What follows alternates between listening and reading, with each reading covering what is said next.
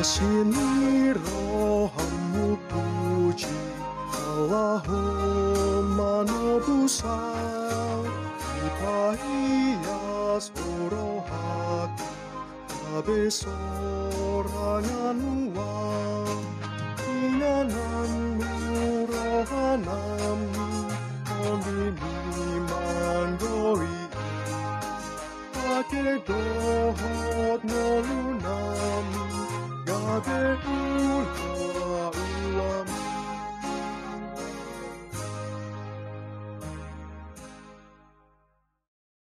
Mari kita berdoa. Terima kasih Bapa dalam surga, pada pagi hari Tuhan. Tuhan berikan kami Tuhan kesempatan Tuhan untuk boleh Tuhan hadir di pagi hari ini Tuhan, bersyukur atas segala perlindungan dan penyertaan Tuhan hingga kami boleh Tuhan bangun pagi hari ini Tuhan. Sebentar Tuhan kami akan membaca firman-Mu di pagi hari ini Tuhan. Buka hati dan pikiran kami agar kami boleh Tuhan mengerti akan firman-Mu sebagai bekal kehidupan kami Tuhan dalam hari ini. Di dalam nama anak-Mu Tuhan Yesus Kristus kami berdoa dan mengucap syukur. Amin. Shalom. Selamat pagi Bapak Ibu yang dikasihi Tuhan. Firman Tuhan yang menjadi renungan kita di pagi hari ini pada hari Jumat tanggal 26 April tahun 2024 tertulis di dalam kitab Titus pasal 2 ayat yang ke-11. Begini firman Tuhan. Karena kasih karunia Allah yang menyelamatkan semua manusia sudah nyata. Dalam bahasa Batak, saya akan membacakannya. Ainunga terida aseni rohani debata sibahain haluaun disaluhut jolma. Kasih karunia Allah yang nyata itu adalah telah memberikan anaknya Yesus Kristus untuk menyelamatkan kita umat manusia yang berdosa. Kasih karunia tidak saja menyelamatkan kita, orang-orang yang percaya kepada Yesus. Kasih karunia juga bekerja di dalam hidup orang percaya dengan mendidik kita. Kasih karunia Allah yang bekerja lewat firman-Nya tertulis dalam Kisah Para Rasul pasal 20 ayat 32, mengajar dan membentuk pola pikir dan hidup kita, mendidik kita supaya kita meninggalkan kefasikan dan keinginan-keinginan duniawi, dan supaya kita hidup bijaksana, adil, dan beribadah di dalam dunia sekarang ini. Adalah kehendak Allah bagi kita orang percaya untuk meninggalkan cara hidup dunia ini. Ia ingin hidup kita semakin serupa dengan Kristus. Kasih karunia juga akan menimbulkan kerinduan dalam hati orang percaya untuk menantikan kedatangan Yesus yang kedua kali ke dunia ini. Dengan menantikan penggenapan pengharapan kita yang penuh bahagia dan pernyataan kemuliaan Allah yang maha besar dan juru selamat kita, Yesus Kristus. Kasih karunia Allah yang bekerja dalam hati kita melalui firman-Nya dan kuasa Roh Kudus-Nya adalah cara Allah untuk mengubah kita. Pengudusan tidak dapat kita hasilkan dengan kekuatan kita sendiri, yang sama dengan berusaha mencapai perkenaan Allah dengan mengerjakan hukum Taurat.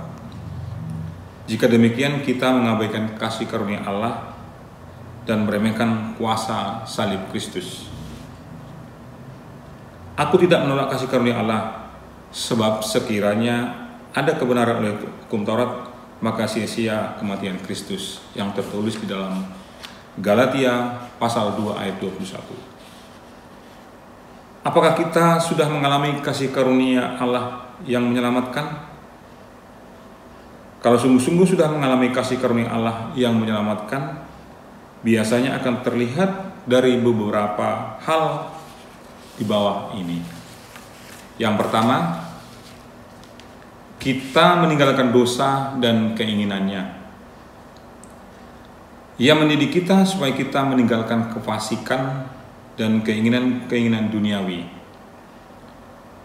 Kasih karunia Allah akan mendidik kita untuk meninggalkan kehidupan lama dan mengambil posisi yang tegas terhadap dosa. Maka kita menerima kasih karunia yang menyelamatkan.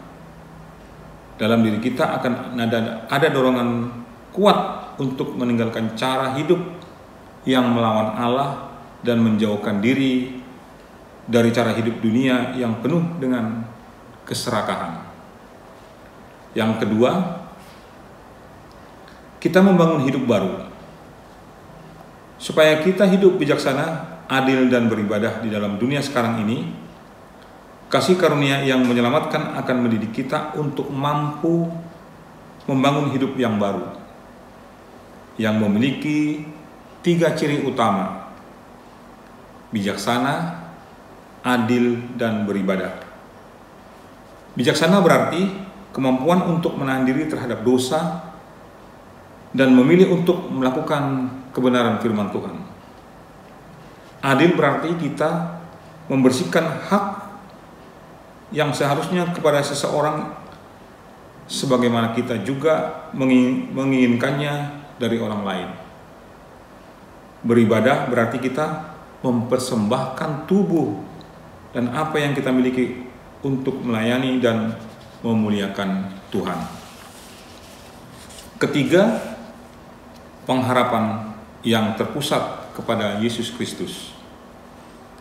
Dengan menantikan penggenapan pengharapan kita yang penuh bahagia dan pernyataan kemuliaan Allah yang Maha Besar dan Juru Selamat kita, Yesus Kristus.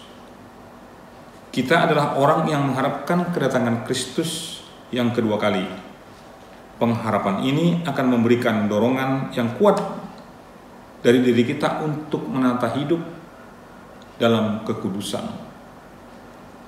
Sebab orang yang siap menyambut kedatangan Kristus adalah orang-orang yang berjuang untuk menjaga kekudusan di dalam Tuhan. Karena itu, mari kita periksa lagi apakah kita sudah menikmati kasih karunia Allah yang menyelamatkan. Kalau sudah, mari kita lebih berkomitmen untuk meninggalkan dosa dan membangun hidup yang baru, serta mendasari segala perjuangan kita dengan pengharapan akan penggenapan keselamatan kita di dalam Kristus. Selamat berkarya untuk Tuhan. Terima kasih. Mari kita berdoa. Bapa kami yang ada di sorga, dikuduskanlah namamu. Datanglah kerajaan-Mu, jadilah kehendak-Mu di bumi seperti di sorga. Berikanlah kami pada hari ini makanan kami yang secukupnya, dan ampunilah kami akan kesalahan kami, seperti kami juga telah mengampuni orang yang bersalah kepada kami. Dan janganlah kami membawa kami ke dalam pencobaan, tetapi lepaskanlah kami daripada yang jahat. Karena Engkau yang punya kerajaan dan kekuasaan dan kemuliaan sampai selama-lamanya. Amin. Anugerah Tuhan Yesus Kristus dan kasih karunia setia Allah Bapa serta persekutuan Roh Kudus menyertai kita mulai sekarang sampai selama-lamanya. Amin.